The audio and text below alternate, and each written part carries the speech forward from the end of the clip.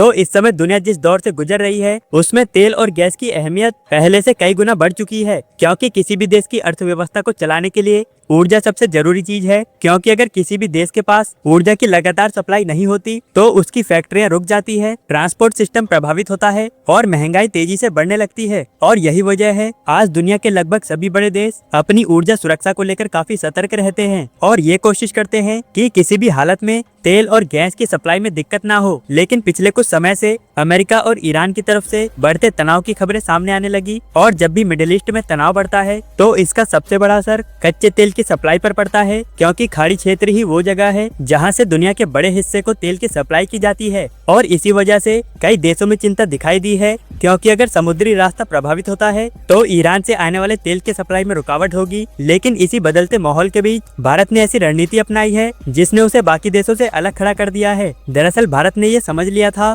अगर वो केवल एक ही क्षेत्र पर निर्भर रहेगा तो किसी भी संकट के समय उसकी ऊर्जा सुरक्षा खतरे में पड़ सकती है। इसीलिए भारत ने अपनी तेल की खरीदारी को धीरे धीरे करके बदलना शुरू किया और अलग अलग देशों से तेल को खरीदने के ऊपर काम किया। और तभी से रूस का नाम चर्चा में आता है, क्योंकि आपको पता होगा कि ऊर्जा सहयोग में पिछले कुछ सालों में भारत और रूस के बीच तेल का व्यापार बहुत तेजी से आगे बढ़ा है। और आज ये सहयोग भारत की ऊर्जा सुरक्षा का एक महत्वपूर्ण बिंदु बन चुका है, क्योंकि जब वैश्विक राजनीति में बदलाव आया और कई पश्चिमी देशों के द्वारा रूस के ऊपर प्रतिबंध लगाए गए तो फिर तेल की खरीदारी में दिक्कत आ गई। लेकिन उसी समय भारत ने एक व्यवहारिक रणनीति अपनाई और काफी कम कीमतों में रूस से तेल खरीदना शुरू कर दिया। लेकिन भारत की नीति को देखकर कई देशों ने सवाल भी उठाए, लेकिन भारत ने साफ कह दिया कि वो अपने देश के नागरिकों और अर्थव्यवस्था को मजबूत बनाए रखने के लिए रूस के साथ तेल खरीद रहा है। और अगर भारत को कहीं से सस्ता तेल और लगातार सप्लाई मिलती है तो वो उसका उपयोग जरूर करेगा। लेकिन जैसे ही भारत ने ये बात कही तभी से भारत को कम कीमतों पर और बड़ी मात्रा में तेल मिलने लगा, जिसका सीधा असर देश की जीडीपी पर पड़ता है। क्योंकि जब कोई देश कम कीमतों पर ऊर्जा की खरीदारी करता है तो उसके उद्योग की लागत कम होती है, ट्रांसपोर्ट सस्ता हो जाता है और महंगाई को नियंत्रित रखने में मदद मिलती है। और यही वजह है आज कई विशेषज्ञ ये मानते हैं कि भारत ने समय रहते जो फैसला लिया था वो भारत की ऊर्जा सुरक्षा के लिए काफी महत्वपूर्ण साबित हुआ। लेकिन दोस्तों, भारत की रणनीति केवल सस्ता तेल खरीदने तक सीमित नहीं है, बल्कि उसने आयात को लेकर भी कई बड़े फैसलों पर विचार किया है, ताकि किसी एक क्षेत्र में संकट आने पर सप्लाई पर इसका प्रभाव ना पड़े। क्योंकि पहले ही भारत बड़ी मात्रा में खाड़ी देशों से तेल खरीदता है, लेकिन अब भारत अफ्रीका, अमेरिका और खास तौर पर रूस से तेल खरीद रहा है। और यही रणनीति संकट के समय भारत को मजबूत बनाती है, क्योंकि आज की स्थिति ये है कि भारत दुनिया के सबसे बड़े तेल खरीदने वाला देश है। मतलब भारत अपने देश की जरूरतों को दूसरे देशों के तेल से पूरी करता है और इसलिए भारत रूस के साथ काफी बड़ी मात्रा में तेल आयात कर रहा है। लेकिन यहाँ पर कई लोगों के मन में सवाल आया होगा, आखिर भारत ने रूस को ही क्यों चुना? दरअसल भारत और रूस के रिश्ते काफी साल पुराने हैं। इसके अलावा रूस के पास दुनिया का सबसे बड़ा तेल और गैस का भंडार मौजूद है और वो लंबे समय तक ऊर्जा को निर्यात करने वाला एक प्रमुख देशों में शामिल है। और यही भरोसा ऊर्जा क्षेत्र में दोनों देशों की सप्लाई में दिखाई देता है, क्योंकि जब भारत रूस से क्रूड ऑयल खरीदता है तो वो केवल व्यापार नहीं होता, बल्कि भारत और रूस के बीच लंबे समय से चल रहे सहयोग का हिस्सा बन जाता है। इसके अलावा रूस भारत को इसलिए भी सस्ता तेल दे रहा है ताकि वो अमेरिका को दिखा सके कि उसके टैरिफ के बावजूद भी रूस के व्यापार पर इसका कोई असर नहीं पड़ता। लेकिन इस सहयोग का बड़ा फायदा ये भी है कि भारत को अक्सर वैश्विक बाजार में कम कीमतों पर तेल मिल जाता है और भारत जैसे बड़े खरीदार के लिए ये एक महत्वपूर्ण अवसर बन जाता है, क्योंकि इससे भारत के विदेशी मुद्रा भंडार में आर्थिक दबाव कम पड़ता है और आयात लगभग नियंत्रित हो जाता है। इसके साथ ही भारत ने अपने रणनीतिक तेल भंडार को भी मजबूत किया है, ताकि अगर कभी भी तेल की सप्लाई में अचानक से रुकावट आ जाती है तो फिर देश के पास कुछ समय तक इस्तेमाल करने के लिए सुरक्षित भंडार होता है और इसे आपातकालीन स्थिति के लिए तैयार किया गया है।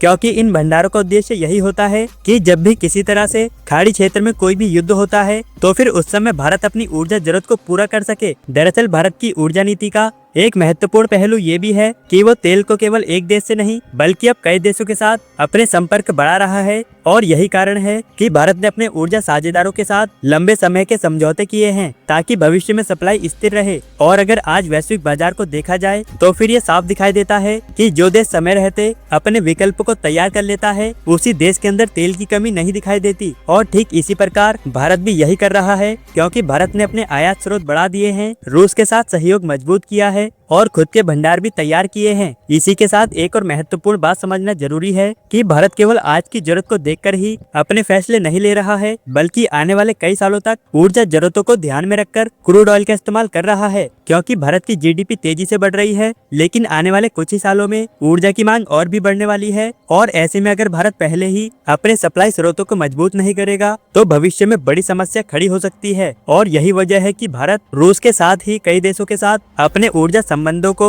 लंबे समय तक चलाने की दिशा में काम कर रहा है। क्योंकि भारत की तेल कंपनियां भी अब एक ही देश पर निर्भर रहने के बजाय अलग अलग देशों से तेल खरीद रही है। दरअसल रूस से आने वाला कच्चा तेल भारत की रिफाइनरी के लिए भी उपयोगी है, क्योंकि इसे प्रोसेस करना और इससे पेट्रोल, डीजल और अन्य पेट्रोलियम उत्पाद बनाना रिफाइनरियों के लिए काफी आसान होता है। यानी अगर सीधे शब्दों में समझा जाए तो भारत केवल तेल खरीद नहीं रहा, बल्कि ऊर्जा व्यापार की पूरी सप्लाई को और भी मजबूत बनाने की कोशिश कर रहा है। इससे देश की जीडीपी को ग्रोथ मिलती है, उद्योगों को लगातार ऊर्जा मिलती है और देश के अंदर पेट्रोल और डीजल को लेकर कीमत अपनी ही जगह पर बनी रहती है। और इसलिए जब भी खाड़ी क्षेत्रों में कोई भी बड़ा संकट आता है, जैसे इस समय ईरान में चल रहा है, तो फिर कई देशों के अंदर तेल की कमी देखने को मिलती है। लेकिन भारत अब इस रास्ते से अलग हो चुका है, क्योंकि क्रूड ऑयल ऐसा पदार्थ है जिसकी वजह से पेट्रोल, डीजल और अन्य फ्यूल बनता है। और अगर यही नहीं होगा तो फिर देश के अंदर ईंधन की कीमत काफी तेजी के साथ बढ़ जाएगी, जिससे देश के अंदर रह रहे आम नागरिकों पर इसका सीधा असर पड़ेगा। लेकिन इस समय भारत की स्थिति को देखा जाए तो भारत ने अपनी ऊर्जा नीति को काफी तेजी के साथ आगे बढ़ाया है। भारत ने तेल की सप्लाई को जारी रखने के लिए कई बड़े देशों के साथ बातचीत की है, अपने हितों को प्राथमिकता दी है और सप्लाई चेन को मजबूत किया है। लेकिन जब दुनिया के कई देश महंगे तेल से परेशान होते हैं तो भारत कम कीमतों पर अपनी ऊर्जा जरूरत को पूरा करने में सफल होता है, क्योंकि भारत के पास रूस जैसा बड़ा सहयोगी है जो लगातार और स्थिर सप्लाई देता है। लेकिन अगर यहाँ पर सीधी भाषा में समझा जाए तो भारत ने यह दिखा दिया है कि संकट के समय घबराने की बजाय सही रणनीति अपनाना ज्यादा जरूरी होता है। और भारत का रूस, अमेरिका और सऊदी अरब जैसे कई बड़े देशों के साथ बढ़ता हुआ ऊर्जा सहयोग इसी रणनीति का महत्वपूर्ण हिस्सा है, जिसने भारत को संकट के समय खड़ा होने में राहत दी है। इसके अलावा आप रूस की खासियत नहीं जानते, क्योंकि रूस ही एकमात्र ऐसा देश है जो केवल कच्चा तेल ही नहीं बल्कि भारत के हर संकट के समय भारत के साथ खड़ा मिलता है, चाहे वो आर्थिक सहयोग हो, रक्षा सहयोग हो या फिर ऊर्जा सहयोग ही क्यों ना हो। भारत और रूस के बीच का व्यापार अंतर्राष्ट्रीय स्तर पर काफी बड़ा माना गया है। लेकिन अगर यहाँ पर बात की जाए बड़े व्यापार की, तो भारत इस समय रूस से काफी बड़ी मात्रा में अपनी जरूरत के हिसाब से तेल खरीद रहा है, जो भारत की ऊर्जा नीति को और भी मजबूत बनाता है। लेकिन इस समय यही बात पश्चिमी देशों को काफी चुभ रही है, क्योंकि वो ये नहीं देखना चाहते कि भारत और रूस के बीच का व्यापार और भी तेजी के साथ आगे बढ़े। लेकिन दोस्तों अब देखना ये होगा कि आने वाले समय में वैश्विक ऊर्जा बाजार में किस तरह की चुनौती देखने को मिलेगी और भारत अपनी इस रणनीति को किस तरह से मजबूत बनाएगा। क्योंकि चाहे तेल का मामला हो या फिर कोई भी अन्य क्षेत्र ही क्यों ना हो, भारत हर एक क्षेत्र में तेजी से बढ़ रहा है। लेकिन फिलहाल आप सभी का इस बारे में क्या कहना है, अपनी राय नीचे कमेंट बॉक्स में जरूर दें। मिलेंगे अगली वीडियो में, तब तक के लिए जय हिंद, जय भारत।